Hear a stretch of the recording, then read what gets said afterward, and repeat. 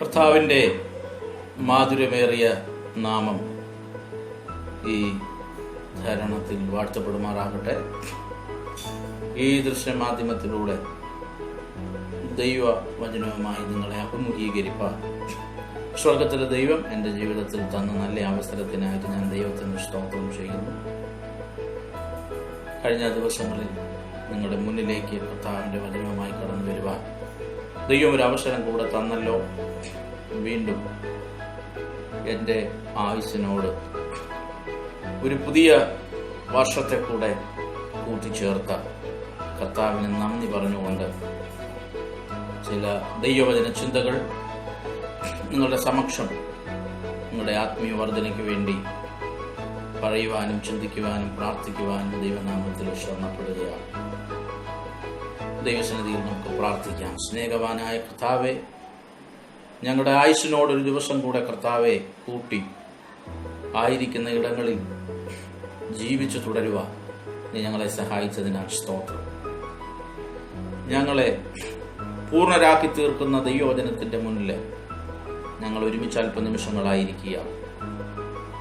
ഏതു മനുഷ്യനെയും തികഞ്ഞവനാക്കി തീർക്കുന്ന ദൈവത്തിന്റെ വചനം, ആ വചനം ഞങ്ങളെ തികവിലോട്ട് വഴി നടത്തുന്നതാണ്.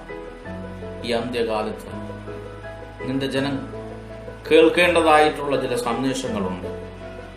അത് അവിടങ്ങളിലൂടെ അവിടത്തെ ആത്മാവിനാൽ വിവിധ മാധ്യമങ്ങളിലൂടെ വിവിധ കർത്തൃദാസന്മാരിലൂടെ ദൈവം ഓർപ്പിച്ചുകൊണ്ടിരിക്കുന്നത് ഓർത്ത് ദൈവത്തിന് സ്തോത്രം ചെയ്യുന്നു.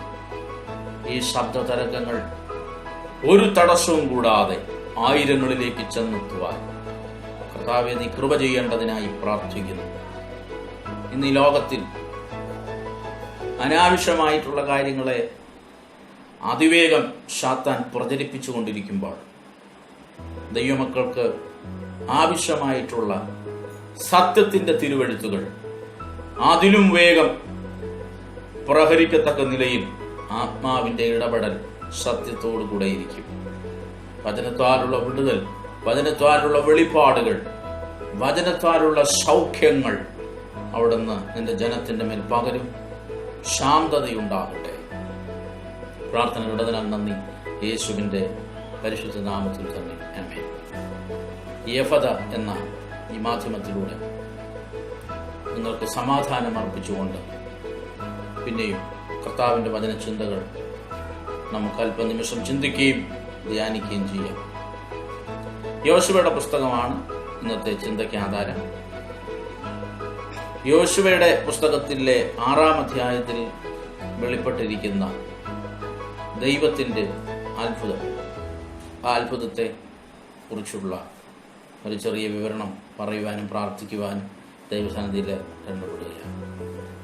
ദൈവത്തിന്റെ അഭിഷക്തനായ മോശയ്ക്ക് ശേഷം ഇസ്രായേൽ ജനത്തെ വാഗ്ദത്ത കനാനിലേക്ക് നിയന്ത്രിക്കുവാൻ അല്ലെങ്കിൽ വാഗ്ദത്ത കനാനിലേക്ക് കൊണ്ടുചെല്ലുവാൻ ദൈവം തിരഞ്ഞെടുത്ത ഉപയോഗിച്ച ഒരു ദൈവ മനുഷ്യനായിരുന്നു യോശുവ. മോശയോട് കൂടെ ആയിരുന്നു കൊണ്ട് തന്നെ ദൈവിക ശുശ്രൂഷയുടെ അനേക വർഷങ്ങൾ മോശയിൽ നിന്നും പഠിക്കുവാൻ യോശുവയ്ക്ക് കഴിയും. അവരുടെ മരുഭൂ പ്രയാണ യാത്രയിൽ മോശയ്ക്ക് ശേഷം ഇസ്രായേൽ ജനത്തെ നയിച്ച ഒരു നല്ല സൈന്യാധിപനായി, ഒരു നല്ല യോദ്ധാവായിരുന്നു യോശുവ. ദൈവത്തിന്റെ ജനത്തെ വാഗ്ദത്ത കനാനിലേക്ക് ചില യുദ്ധങ്ങൾ നയിച്ച് ദൈവം അവർക്ക് വാഗ്ദത്തം കൊടുത്ത നാടിനെ അതിനോട് പോരാട്ടങ്ങൾ നടത്തി യുദ്ധം ചെയ്ത് ശത്രുവിനെ കീഴ്പ്പെടുത്തി ആ വാഗ്ദത്തത്തെ ജനത്തിന് വിഭാഗിച്ചു കൊടുക്കുവാൻ ദൈവത്താൽ ഉപയോഗിക്കപ്പെട്ട അഭിഷക്തനായിരുന്നു യോശുവ. നമ്മൾ പഴയ നിയമത്തിന്റെ പഴയ 5 ഗ്രന്ഥങ്ങൾ, പുറപ്പാട് പുസ്തകം തുടങ്ങി ഇങ്ങോട്ട് വായിച്ചു വരുമ്പോൾ യോശുവയുടെ പുസ്തകവും ആവർത്തന പുസ്തകവും ഒക്കെ, സംഖ്യാപുസ്തകങ്ങളൊക്കെ നമ്മൾ വായിച്ചു വരുമ്പോൾ ഇസ്രായേൽ മക്കളുടെ മരുഭൂ പ്രയാണ യാത്രയിൽ യഹോവയായ ദൈവം അവരോട് വളരെ അടുത്തടുത്ത് ഇടപെട്ടുകൊണ്ടിരുന്നു. തക്ക സമയങ്ങളിൽ അവരെ വഴി നടത്തുന്നതിനു വേണ്ടി അമാനുഷികമായ അത്ഭുതങ്ങൾ, ചെങ്കടൽ രണ്ടായി പിളർക്കുന്നത്, അതുപോലുള്ള അനേകമാകുന്ന ദൈവം അവരോട് കൂടെയുണ്ട് എന്നുള്ള ആ വലിയ ദൈവപ്രവൃത്തിയുടെ ഏറ്റവും അടുത്തറിഞ്ഞുള്ള ഇടപെടലുകൾ അനുഭവിപ്പാൻ ഇസ്രായേൽ മക്കൾക്ക് ഭാഗ്യമുണ്ടായ ഒരു ചരിത്രമാണ് യോശുവയുടെ പുസ്തകം. ഏത് കാലത്തിലും തന്റെ ജനത്തെ വാഗ്ദത്തങ്ങളിലേക്ക് നടത്തുന്ന, അല്ലെങ്കിൽ സ്വർഗീയ വാഗ്ദത്തത്തിലോട്ട് നടത്തുന്ന ദൈവം അതാത് കാലങ്ങളിൽ തന്റെ ദാസന്മാരെ എഴുന്നേൽപ്പിച്ച് ദൈവത്തെ കൂടുതലായിട്ട് അവർ അടുത്തറിയത്തക്ക നിലയിൽ തന്റെ വചനത്തിലൂടെ, അത്ഭുതങ്ങളിലൂടെ, അടയാളങ്ങളിലൂടെ കർത്താവ് പ്രവർത്തിക്കാറുണ്ട്. യോശുവയുടെ പുസ്തകം ഇന്നും അനേക ദൈവമക്കളുടെ ജീവിതത്തിൽ മാനിഫെസ്റ്റോ ചെയ്യുന്ന, പ്രവർത്തിച്ചുകൊണ്ടിരിക്കുന്ന ഒരു പുസ്തകമാണ്. ഇതിലെ പല ചരിത്രങ്ങളും ഇന്നും നമ്മുടെയൊക്കെ നിത്യജീവിതത്തിൽ മാനിഫെസ്റ്റ് ചെയ്യുന്ന ഒരു വചനമത്രേ. വചനം ലോഗോസായി തുടരാതെ അത് റീമയായി, ഈ എഴുതപ്പെട്ട ദൈവത്തിന്റെ വചനങ്ങൾ ഇത് വായിക്കുകയും കേൾക്കുകയൊക്കെ ചെയ്യുന്ന നമ്മുടെ ജീവിതത്തിന്റെ ചില സമയങ്ങളിൽ അത് റീമയായി മാനിഫെസ്റ്റോ ചെയ്യുന്ന ഒരു വചനഭാഗം കൂടെയാണ് ഈ 6-ാം അധ്യായം. ഈ 6-ാം അധ്യായം ഇങ്ങനെ തുടങ്ങുന്നു: എന്നാൽ എരിഹോവിനെ ഇസ്രായേൽ മക്കളുടെ നിമിത്തം അടച്ച് ഉറപ്പാക്കിയിരുന്നു. അധ്യായം ആരംഭിക്കുന്നു. എരിഹോ എന്ന് പറയുന്ന ഒരു വലിയ പട്ടണം, കോട്ടമതിലുള്ള പട്ടണം, ഏകദേശം 20 മീറ്റർ വീതിയില് അതിശക്തമായ കോട്ട ഉള്ള ഒരു പട്ടണം എരിഹോ. ഇസ്രായേൽ മക്കൾ അവരുടെ വാഗ്ദത്ത പ്രയാണയാത്രയിൽ എരിഹോവിനെ മറികടന്ന് പോകേണ്ടുന്ന ഒരവസ്ഥയുണ്ടായി. എന്നാൽ ഇവിടെ വായിക്കുന്നത്, എന്നാൽ എരിഹോവിനെ ഇസ്രായേൽ മക്കളുടെ നിമിത്തം അടച്ച് ഉറപ്പാക്കിയിരുന്നു. അപ്പോൾ എരിഹോ കോട്ടയിൽ പാർത്ത നിവാസികൾ, ആ എരിഹോവിനൊരു രാജാവ് ഉണ്ടായിരിക്കാം. ആ എരിഹോ കോട്ടകളുടെ മുകളിൽ തന്നെ വീടുകൾ ഉണ്ടാക്കി താമസിക്കത്തക്ക നിലയിൽ, കോട്ടയ്ക്ക് മുകളിലൂടെ രഥങ്ങൾ ഓടിക്കത്തക്ക നിലയിൽ അതിപ്രൗഢഗംഭീരമായി പണിതിരുന്ന എരിഹോ പട്ടണം. അപ്പോ എരിഹോ പട്ടണത്തിലെ ആ നിവാസികൾ വിചാരിച്ചു, ഈ ബലഹീനരായ, അല്ലെങ്കിൽ നീണ്ട 430 വർഷങ്ങൾ ഫറവോന്റെ മിസ്രൈമെ അടിമയിൽ നിന്ന് വരുന്ന ഈ ജനത്തെ എരിഹോ വഴി കടന്നു പോകാൻ അനുവദിക്കുകയില്ലെന്നുള്ളൊരു ദൃഢനിശ്ചയം അവർ എടുക്കുകയും അവരെന്തു ചെയ്തു? ഇസ്രായേൽ മക്കളുടെ നിമിത്തം എരിഹോവിനെ അടച്ച് ഉറപ്പാക്കി. ഈ ദൈവത്തിന്റെ വചനം ശ്രവിച്ചുകൊണ്ടിരിക്കുന്ന ദൈവവൈതലെ, പിശാച് എപ്പോഴും പ്രവർത്തിക്കുന്നത്, പിശാച് എപ്പോഴും തന്ത്രങ്ങൾ മെനയുന്നത്, പിശാച് എപ്പോഴും അടച്ചുപൂട്ടലുകൾ ഉണ്ടാക്കിക്കുന്നത് മറ്റുള്ളവരെ കണ്ടിട്ടല്ല. അവന്റെ ടാർഗറ്റ് ഷാർപ്പായി ദൈവവൈതലാണ്. മറ്റൊരു ജാതിയും അതുവഴി പോകുന്നതിൽ എരിഹോവിന് തടസ്സമില്ല. എന്നാൽ ഇസ്രായേൽ അതുവഴി പോകരുതെന്ന് അവന് നിർബന്ധം ഉണ്ടായിരുന്നു. എരിഹോവിന്റെ ശക്തിക്ക് ഇസ്രായേൽ നിമിത്തം എരിഹോവിനെ അടച്ച് ഉറപ്പാക്കി. ഇസ്രായേൽ നിമിത്തം. Praise God. ഇസ്രായേൽ നിമിത്തം എന്ന് പറയുമ്പോൾ ഒത്തിരി കാര്യങ്ങൾ നമുക്ക് അവിടെ ചിന്തിക്കേണ്ടി വരും, ഒത്തിരി കാര്യങ്ങൾ നമുക്ക് പറയേണ്ടി വരും. ആരാധിക്കുന്നവൻ നിമിത്തം, ദൈവത്തിന്റെ വാഗ്ദത്തങ്ങൾക്ക് വേണ്ടി ഇറങ്ങി പുറപ്പെട്ടവൻ നിമിത്തം. Praise God.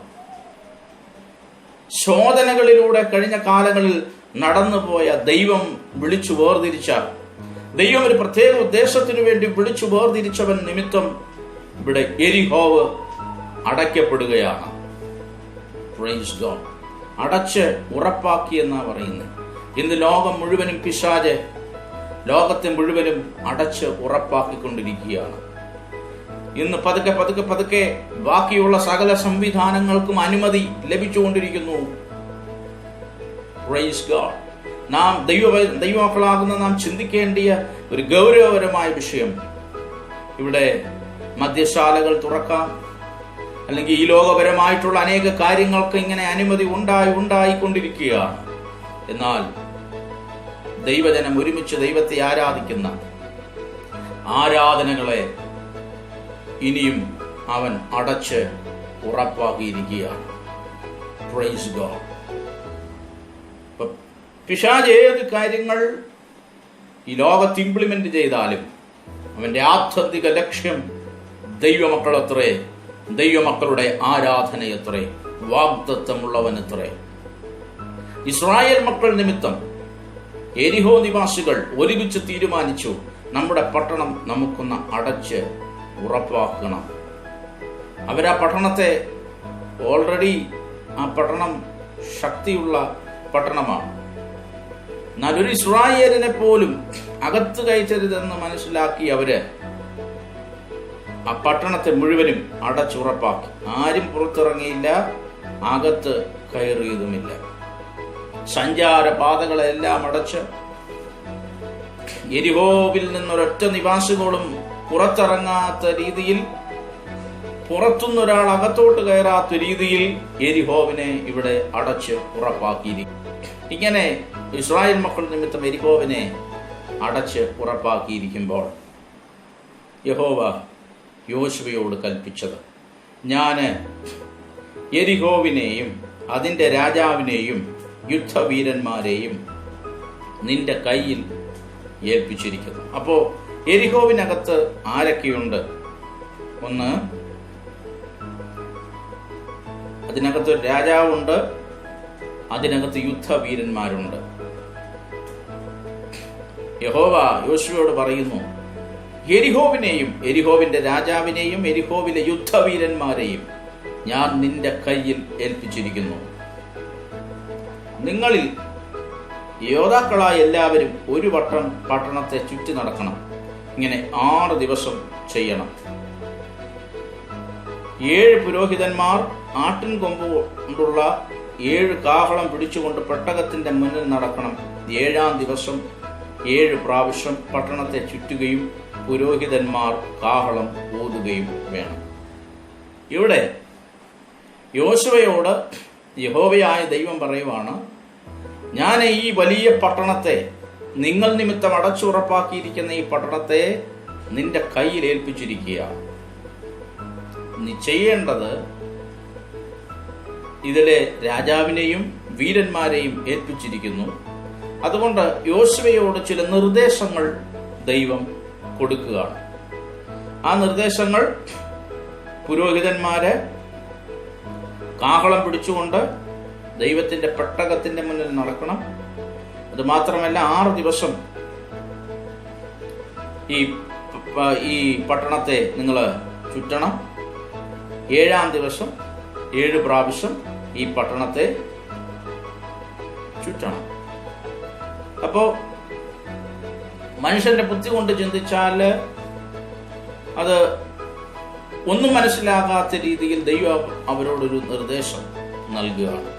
ഒരുപക്ഷെ എരിഹോവില് ഇത്രയും വിസ്തൃതിയുള്ള ഈ പട്ടണത്തെ യോശുവയും കൂട്ടരും ഇസ്രായേൽ മക്കൾ ചുറ്റാൻ തുടങ്ങിയപ്പോൾ, അല്ലെങ്കിൽ 1-ാമത്തെ ദിവസവും 2-ാമത്തെ ദിവസവും ഒക്കെ ഈ പട്ടണത്തിന്റെ മുകളിൽ ഇരുന്നു കൊണ്ട്, റഹാബ് എന്ന് പറയുന്ന ഒരാളുടെ വീട് ഈ പട്ടണത്തിന് മുകളിലായിരുന്നു. അപ്പൊ അങ്ങനെ ഈ പട്ടണത്തിന് മുകളിലുള്ള താമസിച്ചിരുന്ന അനേകര് പട്ടണത്തിന്റെ മുകളിൽ ഇരുന്നു കൊണ്ട് ഇസ്രായേൽ മക്കളെ നോക്കി കളിയാക്കി കാണാം. ഇവന്മാരിത് എന്താ ചെയ്യുന്നത്? ഇവരെന്താ പട്ടണത്തിന് ചുറ്റും ഇങ്ങനെ റാലി നടത്തി കളിക്കുകയാണ്. ഒന്നും മനസ്സിലാകുന്നില്ല അവർക്ക്. Praise God. കുറച്ച് യോദ്ധാക്കൾ ഇങ്ങനെ നടക്കുന്നു, കുറച്ച് പുരോഹിതന്മാര് നടക്കുന്നു. പുരോഹിതന്മാര് 7 പുരോഹിതന്മാർ ആട്ടുകൊണ്ടുള്ള 7 കാഹളം പിടിച്ചുകൊണ്ട് പെട്ടകത്തിന്റെ മുന്നിൽ നടക്കുകയാണ്. ഇങ്ങനെ അവരിങ്ങനെ ദൈവം പറഞ്ഞു കൊടുത്ത ഓർഡർ അനുസരിച്ച് ഇങ്ങനെ നടക്കുമ്പോൾ ഒരുപക്ഷെ ഈ അടച്ചുറപ്പാക്കിയ പട്ടണത്തിനകത്തിരുന്നു കൊണ്ട് യെരിഹോ നിവാസികൾ ഇവരെ കളിയാക്കി കാണാം. എന്നെ കേൾക്കുന്ന ദൈവവേദലേ, ദൈവം നിന്നോട് ചില കാഹളം പിടിച്ചുകൊണ്ട് നടക്കാൻ ആവശ്യപ്പെടുമ്പോൾ, ദൈവത്തിന്റെ പെട്ടകത്തെ അനുഗമിപ്പാൻ ആവശ്യപ്പെടുമ്പോൾ, ദിവസങ്ങൾ ദൈവത്തിന്റെ നിർദ്ദേശങ്ങളെ നാം അനുസരിക്കണം. ദൈവം നമ്മോട് ചില കാര്യങ്ങളിൽ മൗനമാകാൻ പറഞ്ഞാൽ അവിടെ നാം മൗനമാകണം. ദൈവം നമ്മോട് വെറുതെ നടക്കാൻ പറഞ്ഞാൽ വെറുതെ നടക്കണം. Praise God. ദൈവം നമ്മോട് ആരവാരങ്ങൾ, അവരോട് ദൈവം ആരവാരങ്ങൾ ഒന്നും ഉണ്ടാക്കാൻ പറഞ്ഞില്ല. ആ കാഹളം പിടിച്ചുകൊണ്ട് എന്തോ ചെയ്യണമെന്നാ പറഞ്ഞേ. കാഹളം ഊതണമെന്നല്ല പറഞ്ഞത്. ആ കാഹളം പിടിച്ചുകൊണ്ട് എന്ത് ചെയ്യണം? പെട്ടകത്തിന്റെ മുന്നിൽ നടക്കണം. 7-ാം ദിവസം 7 പ്രാവശ്യം പട്ടണത്തെ ചുറ്റുകയും പുരോഹിതന്മാർ. അപ്പോൾ 6 ദിവസങ്ങൾ വളരെ സാധാരണ രീതിയിൽ വളരെ സിമ്പിളായി ഈ പട്ടണത്തെ ചുറ്റാനാണ് ദൈവം അവരോട് പറയുന്നത്. 5-ാം വാക്യത്തിൽ അവർ ആട്ടിൻകൊമ്പ് നീട്ടി ഊതുകയും നിങ്ങൾ കാഹളനാദം കേൾപ്പിക്കുകയും ചെയ്യുമ്പോൾ ജനമൊക്കെയും ഉച്ചത്തിൽ ആർപ്പെടണം, അപ്പോൾ പട്ടണം അതിൽ വീഴും.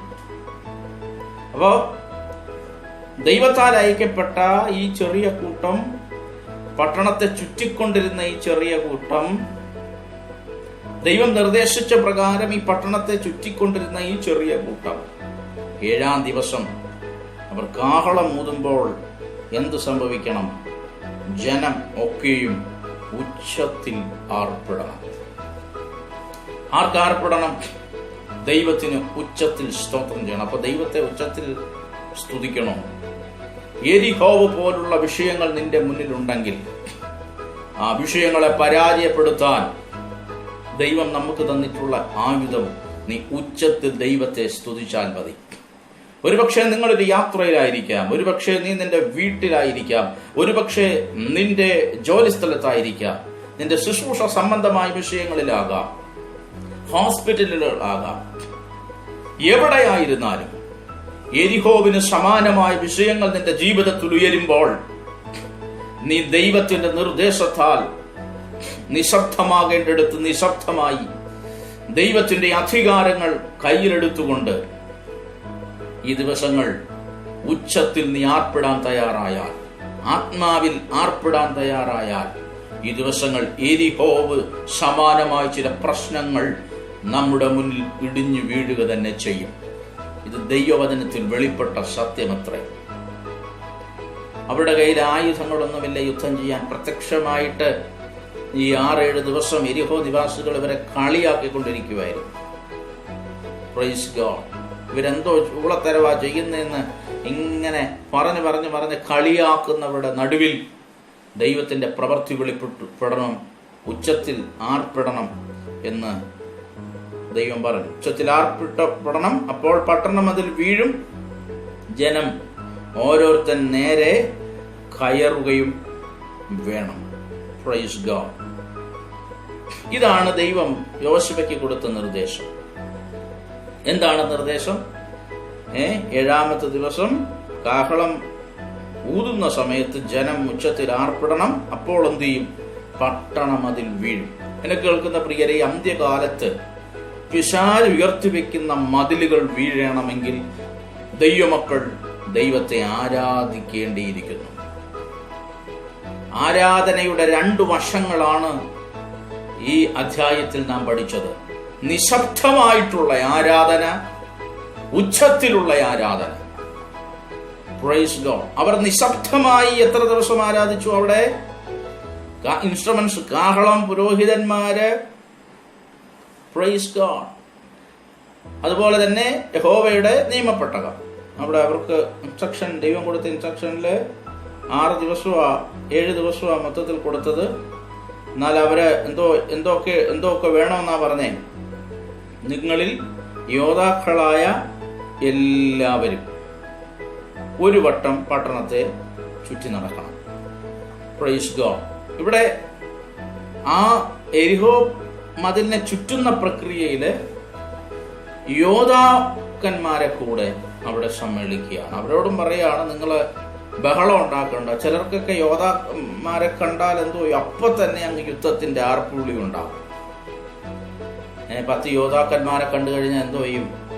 നല്ല സൈന്യാഭ്യാസം തികഞ്ഞ അപ്പം ജനത്തോട് പറയുവാണ്, നിങ്ങൾ യോദ്ധാക്കളെ കണ്ട ഉടനെ അങ്ങ് യുദ്ധത്തിന്റെ ആർപ്പുവിളിയൊന്നും ഉണ്ടാക്കണ്ട. അവരോടും പറഞ്ഞ അവർ ഒരു ദിവസം എന്ത് ചെയ്യണം? പട്ടണത്തെ, നിങ്ങളിൽ യോദ്ധാക്കളായിട്ടുള്ളവരും പട്ടണത്തെ ചുറ്റി നടക്കണം. അപ്പൊ നമ്മൾ ആത്മീയ മണ്ഡലത്തിൽ ഒത്തിരി യോദ്ധാക്കന്മാരുണ്ട്, വചനത്തിന്റെ ശുശ്രൂഷ കൊണ്ടുള്ള യോദ്ധാക്കന്മാര്. അപ്പൊ അങ്ങനെയുള്ള യോദ്ധാക്കന്മാരെ ഒക്കെ കാണുമ്പോൾ നാം ശബ്ദകോലാഹലങ്ങളല്ല ഉണ്ടാക്കേണ്ടത്. ദൈവം തന്നിരിക്കുന്ന നിർദ്ദേശം ചില സ്ഥലത്ത് നാം പാലിക്കണം. അവരുടെ ഇടയിൽ യോദ്ധാവ് ഉണ്ടായിരുന്നു. അപ്പൊ മാന്യമായി യോദ്ധാക്കളെ കാണുമ്പോൾ ശബ്ദകോലാഹലം ഉണ്ടാക്കാനുള്ള ടെൻഡൻസി ഇസ്രായേൽ മക്കൾക്കുണ്ട്. എന്നാൽ ദൈവം പറയുന്നു, യോദ്ധാക്കളെ കണ്ട് ശബ്ദകോലമല്ല ഇവിടെ ഉണ്ടാക്കേണ്ടത്. യോദ്ധാക്കളെ കണ്ട് ആക്രമിക്കാൻ പോയാൽ നീ പരാജയപ്പെടും. എന്നാൽ യോദ്ധാവിനോടും പറയുന്നു, ചുറ്റി നടക്കുക. അടുത്തെന്താ പറയുന്ന? അവരിൽ ആരുണ്ടായി? യോദ്ധാവ് ഉണ്ടായിരുന്നു. അവരിൽ 7 പുരോഹിതന്മാരുണ്ടായി. ഇസ്രായേൽ മക്കളെ സംബന്ധിച്ച് പുരോഹിതന്മാരെ കണ്ടാൽ ഉടനെ അവർക്ക് അങ്ങ് ആരാധന വരും. ഉടനെ ശബ്ദകോലാഹലങ്ങൾ ഉണ്ടാക്കണം. അപ്പോൾ പറഞ്ഞു, ഇവിടെ ശബ്ദകോലാഹലമല്ല ഉണ്ടാക്കേണ്ടത്. 7 പുരോഹിതന്മാർ കാഹളം എന്ത് ചെയ്യണം? 7 പുരോഹിതന്മാർ ആട്ടിൻ കൊമ്പ് കൊണ്ടുള്ള 7 കാഹളം പിടിച്ചുകൊണ്ട് പെട്ടകത്തിന്റെ മുന്നിൽ എന്ത് ചെയ്യണം? നടക്കണം. അപ്പോൾ ഇസ്രായേൽ മക്കളെ എന്തു ചെയ്യുന്ന വിവിധ രീതിയിൽ അവരെ ഉദ്ദീപിപ്പിക്കുന്ന ഘടകങ്ങൾ അവിടെ ഉണ്ടായിരുന്നു. പക്ഷെ അതുണ്ടായിരുന്നിട്ടും ദൈവം അവരോട് പറഞ്ഞത് എന്താ? നിങ്ങൾ എന്ത് ചെയ്യണം? 7-ാം ദിവസം 7 പ്രാവശ്യം പട്ടണത്തെ ചുറ്റുകയും പുരോഹിതന്മാർ കാഹളം ഊതുകയും വേണം. Praise God. അപ്പൊ എന്നെ കേൾക്കുന്ന പ്രിയരെ, ഇവിടെ 6 ദിവസം അവർ നിശബ്ദമായി ദൈവത്തെ ആരാധിച്ചു. എന്നാൽ ഈ തലമുറയിൽ നമ്മളെല്ലാവരും ബഹളമുണ്ടാക്കുന്നതിൽ ഭയങ്കര ഇതാണ്. യോദ്ധാക്കളെ കണ്ട് ബഹളമുണ്ടാക്കുന്നു, പുരോഹിത വർഗത്തെ കണ്ട് ബഹളമുണ്ടാക്കുന്നു, പെട്ടകത്തെ കണ്ട് ബഹളമുണ്ടാക്കുന്നു. അതുകൊണ്ടാണ് ദൈവത്തിന്റെ അത്ഭുതം നമുക്ക് എരിഹോവിന്റെ നടുവിൽ കാണുവാൻ കഴിയും. ഈ സമയം നാം എന്താണ് ചെയ്യേണ്ടത്? ഒരു കോട്ട മൊത്തം അടയ്ക്കപ്പെട്ടിരിക്കുമ്പോൾ, ഇന്നത്തെ ഭാഷയിൽ പറഞ്ഞാൽ ലോക്ക്ഡൌൺ ആയിരിക്കുമ്പോൾ നമുക്ക് എന്താ ഇവിടെ ചെയ്യാൻ പറ്റുന്നത്? നിശബ്ദമായിട്ടുള്ള ആരാധന.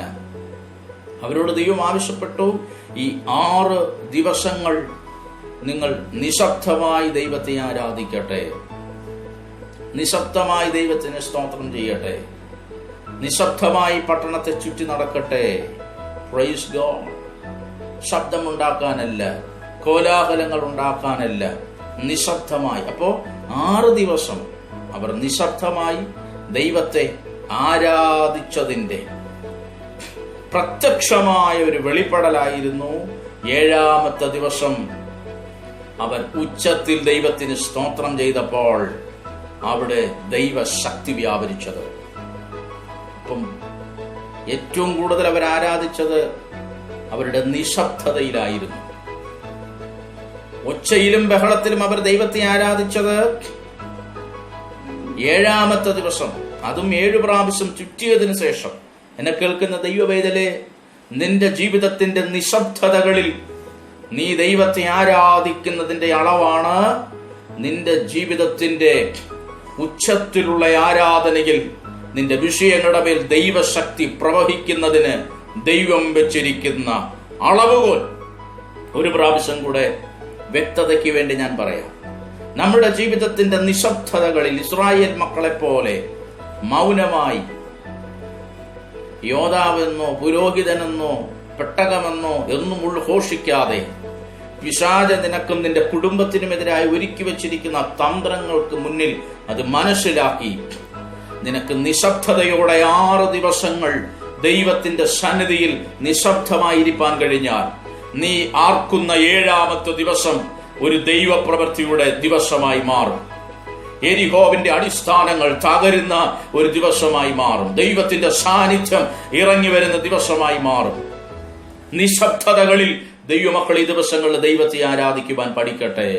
Praise God. എന്നാൽ ഇന്നത്തെ തലമുറയുടെ കുഴപ്പം, അവർ 7 ദിവസവും വേണമെങ്കിലും എന്തു ചെയ്യും?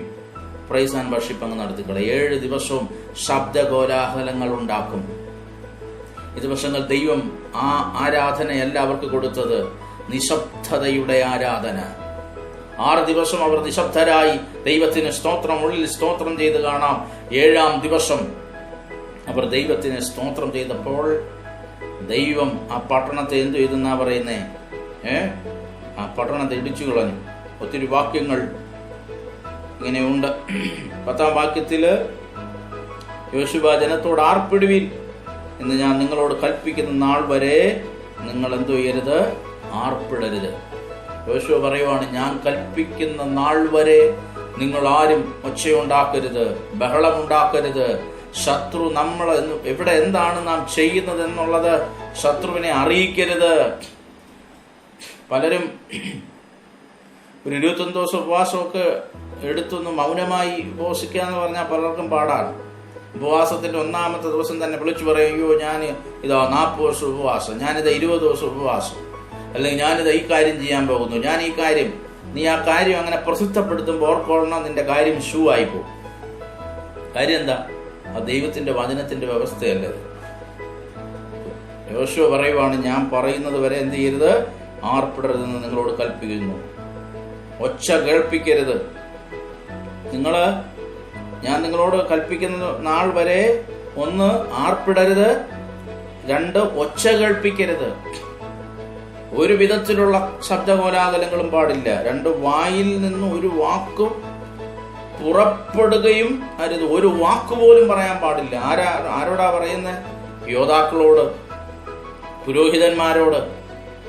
Praise God. കാഹളവും കയ്യിൽ പിടിച്ചുകൊണ്ട് പോകുന്ന 7 പുരോഹിതന്മാരോട്, യോദ്ധാക്കളോട്, ജനത്തോട് പറയും, ഒരൊറ്റ വാക്കുപോലും പറയരുത്. എന്ത് പറയുതെന്നാ പറഞ്ഞ, അല്ലെങ്കിൽ ദൈവം ഇപ്പൊ ഇറങ്ങി യഹോവനെ ഇടിച്ചു കളയും. ഇപ്പൊ ദൈവത്തിന്റെ പ്രവൃത്തി വെളിപ്പെടുന്നത് വരെയും ദൈവഹിതമില്ലാത്തൊരൊറ്റ വാക്കുപോലും നമ്മുടെ നാവിൽ നിന്ന് ഉയരാൻ പാടില്ല. Praise God. അല്ലെങ്കിൽ ശത്രു അവിടെ നിന്ന് യഹോവയിൽ നിന്ന് അനേകർ വരെ പുച്ഛിക്കുമ്പോൾ അല്ലെങ്കിൽ കളിയാക്കുമ്പോൾ, എടാ നോക്കിക്കോ 7-ാമത്തെ ദിവസം ദൈവം ഒരു അത്ഭുതം പ്രവർത്തിക്കാൻ പോകുന്നു എന്ന് ഒന്നും ഉദ്ഘോഷിക്കാൻ പാടില്ല. ഇവിടെയൊക്കെ ചില വൻപന്മാര് പ്ലാറ്റ്ഫോമിൽ വന്ന ഉടനെ എന്തു ചെയ്യും? അല്പം ശാന്തതയോ ഒന്നും ഉണ്ടാകാതെ ദൈവവചനത്തിന്റെ 2 വാക്കോ ഒക്കെ പറയുന്നതിന് മുമ്പ് വന്ന് വലിയ കാര്യങ്ങളോ, ഇന്ന് രാത്രി ദൈവം അത് ചെയ്യാൻ പോവാ, ഇത് ചെയ്യാൻ പോവാ. Praise the Lord. ഈ ദിവസങ്ങളിൽ നാം കളിക്കളത്തിലല്ല ദൈവമക്കളെ, നമ്മളായിരിക്കുന്നത് യുദ്ധക്കളത്തിലാണ്. യോശുവ അവരെ പ്രബോധിപ്പിച്ചയക്കുകയാണ്. നമ്മളായിരിക്കുന്ന തമാശിക്കാനുള്ള സ്ഥലത്തല്ല, ഒരു യുദ്ധക്കളത്തിലാണ് ആയിരിക്കുന്നത്. ആ ബോധ്യം നമ്മുടെ അകത്തുണ്ടായിരിക്കണം. ദൈവഹിതമില്ലാത്ത ഒരു വാക്കുപോലും പുറപ്പെടരുതെന്ന് കൽപ്പിച്ചു. അതിനുശേഷം ആർപ്പിടാമെന്ന് കൽപ്പിച്ചു. അങ്ങനെ യഹോവയുടെ പട്ടണം ഒരു പ്രാവശ്യം പട്ടണത്തെ ചുറ്റി നടന്നു. പിന്നെ അവർ പാളയത്തിലേക്ക് വന്ന് പാളയത്തിൽ പാർത്തു. Praise God. ഇങ്ങനെ 7 പ്രാവശ്യം അവർ ചുറ്റി. 7-ാം പ്രാവശ്യം പുരോഹിതന്മാർ കാഹളം ഊതിയപ്പോൾ യോശുവ ജനത്തോട് പറഞ്ഞതെന്നാൽ, ആർപ്പിടുവിൻ, യഹോവ പട്ടണം നിങ്ങൾക്ക് തന്നിരിക്കുന്നു. ഈ പട്ടണവും അതിലുള്ളതൊക്കെയും യഹോവയ്ക്ക് ശപഥാർപ്പിതമായിരിക്കുന്നു. എങ്കിലും ഇങ്ങനെ പറയുവാണ്. ഇവിടെ 20-ാമത്തെ വാക്യത്തിൽ, അനന്തരം ജനം ആർപ്പിടുകയും പുരോഹിതന്മാർ കാഹളമൂതുകയും ചെയ്തു. ജനം കാഹളനാദം കേട്ട് അത്യുച്ചത്തിൽ ആർപ്പിട്ടപ്പോൾ മതിൽ വീണു.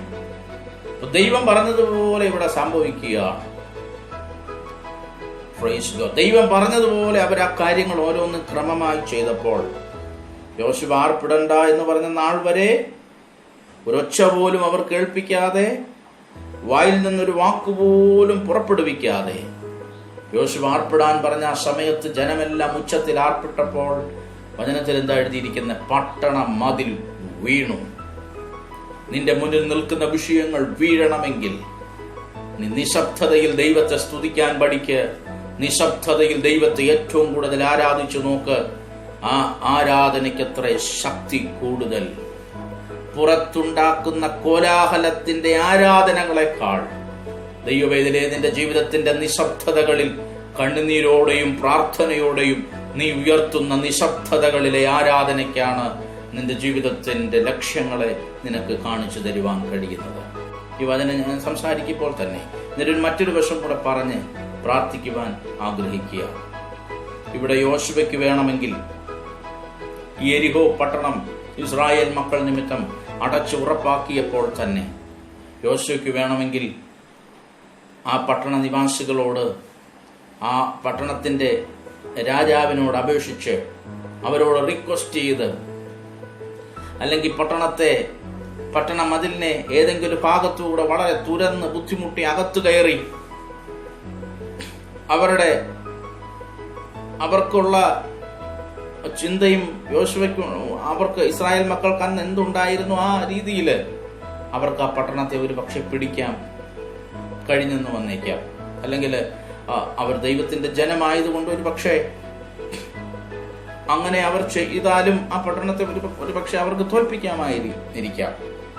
എന്നാൽ അങ്ങനെ ഇസ്രായേൽ മക്കൾ യെരിഹോവിൻ ജനത്തോട് സന്ധി ചെയ്തിരുന്നെങ്കിൽ അവിടെ ആ പട്ടണത്തിനകത്തൂടെ അവർ പരാജയപ്പെട്ടവരെ പോലെ യാത്ര ചെയ്യേണ്ടി വന്നനെ.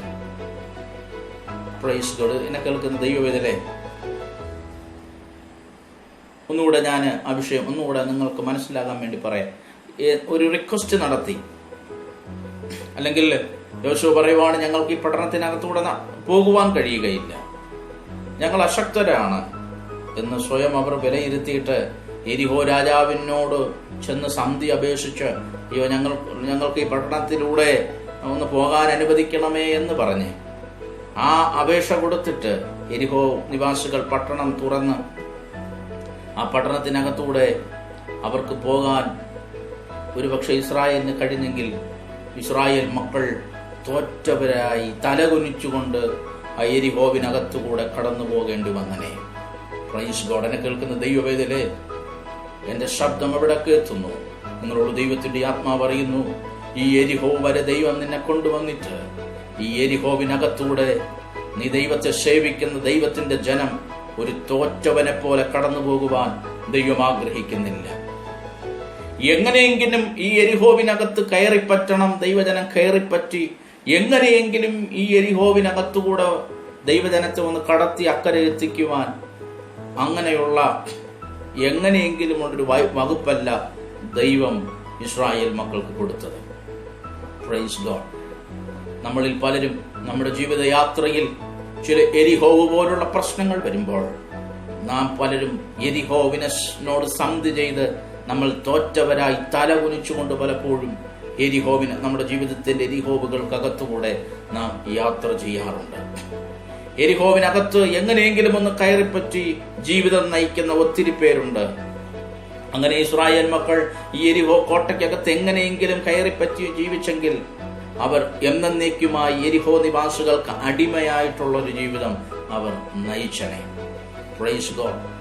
ആത്മീയാർത്ഥത്തിൽ ഒത്തിരി പേർ അങ്ങനെ ഒരു ജീവിതത്തിൽ കുടുങ്ങിക്കിടക്കുകയാണ്. അങ്ങനെയുള്ളവരോട് ദൈവത്തിന്റെ ആത്മാവ് പറയുന്നു, നീ എങ്ങനെയെങ്കിലും യെരിഹോ കടക്കുവാനല്ല ദൈവം ആഗ്രഹിക്കുന്നത്. നീ എങ്ങനെയെങ്കിലും യെരിഹോവിലൂടെ മുന്നേറണമെന്നല്ല ദൈവം ആഗ്രഹിക്കുന്നത്. ദൈവം ആഗ്രഹിക്കുന്നു നീ വിജയം എടുത്തുകൊണ്ട് തന്നെ, നീ ജയിക്കുന്ന ഒരു ദൈവവൈതലായി തന്നെ ഈ യെരിഹോ കടന്നു പോകണമെന്ന് പ്രൈസ് ഗോഡ് ദൈവം ആഗ്രഹിക്കുന്നു. ഇസ്രായേലിനെ കുറിച്ച് ഓർക്കുമ്പോൾ യെരിഹോവിന്റെ ചരിത്രം അത് മറ്റുള്ളവർ ഓർക്കപ്പെടണം. Praise God. ഇസ്രായേലിനെ തടഞ്ഞതുകൊണ്ട് പിന്നെ ചരിത്രത്തിൽ ആർക്കും അതുവഴി കടന്നു പോകാൻ കഴിയാത്ത രീതിയിൽ ആ പട്ടണത്തെ ദൈവം തകർത്ത് തരിപ്പണമാക്കി കളഞ്ഞു.